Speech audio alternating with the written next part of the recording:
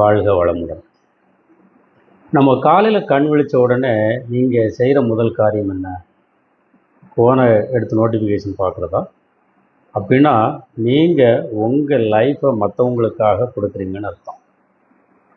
பிரபஞ்ச ஈர்ப்பு விதிப்படி காலையில் எந்திரிக்கும் போது நம்ம மூளை ஆல்ஃபா ஸ்டேட்டில் இருக்கும். ஆல்ஃபா ஸ்டேட்னா என்ன? நம்ம பிரம்ம முகூர்த்தம்னு சொல்லுவோம் இல்லையா, அதுதான். சென்னையில் பொங்கல், தைப்பொங்கல் அன்னைக்கோ தீபாவளி அன்னைக்கோ இருக்கக்கூடிய டிராஃபிக் நினச்சி பாருங்கள். மற்ற நாளில் இருக்கக்கூடிய டிராஃபிக் நினச்சி பாருங்கள். மற்ற நாளில் நீங்கள் ஒரு இலக்கை 2 மணி நேரத்தில் அடையிறீங்கன்னா, பொங்கல் அன்னைக்கோ தீபாவளி அன்னைக்கோ நீங்கள் வெறும் அரை மணி நேரத்தில் போயிட முடியும். அது மாதிரி தான் இந்த ஆல்ஃபா ஸ்டேட். அந்த மார்னிங் கண்டிஷனிங் எழுந்த உடனே உங்களோட மனம் ரொம்ப ஃப்ரெஷ்ஷாக இருக்கும், அமைதியாக இருக்கும். அந்த நேரத்தில் நீங்கள் என்ன நினைக்கிறீங்களோ அது ஈஸியாக உங்கள் மைண்டு, அந்த தாட்ஸ் ஈஸியாக சப்கான்ஷியஸ் மைண்டுக்குள்ளே ரீச் ஆகும். அதனால தான் காலையில் நம்ம பிரம்ம முகூர்த்தத்தில் தியானம் பண்ணுங்கள், நீங்கள் நினச்சதை அடைய முடியும் அப்படின்னு சொல்லுவாங்க. நமக்கு தான் வெளிநாட்டில் இருந்து alpha state, beta state, gamma அப்படின்னு சொன்னால் தான் பிடிக்கும்.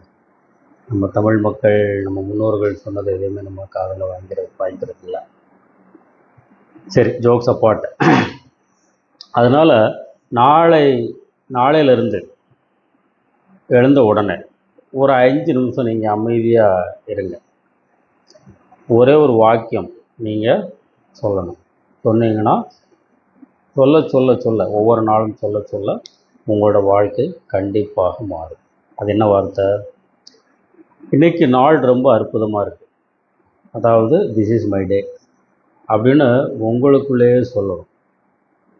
கான்ஃபிடெண்ட்டாக சொல்ல வராது, ஏன்னா நம்மளோட மைண்டு கொஞ்சம் அங்கங்கே அப்படியே அலை பண்ணிகிட்டே இருக்கும். பட் சொல்லிக்கிட்டே இருக்கணும், this is my day.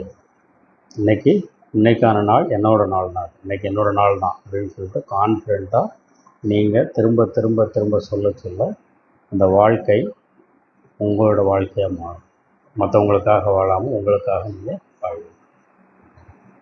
So நாளை காலை எழுந்தவுடன் உங்களுக்காக இந்த செயல்பாட்டை செய்வீங்கன்னு நம்புகிறேன். அப்படி செய்வீங்கன்னா எஸ்ன்னு கமெண்ட்டில் சொல்லுங்கள். தேங்க்யூ.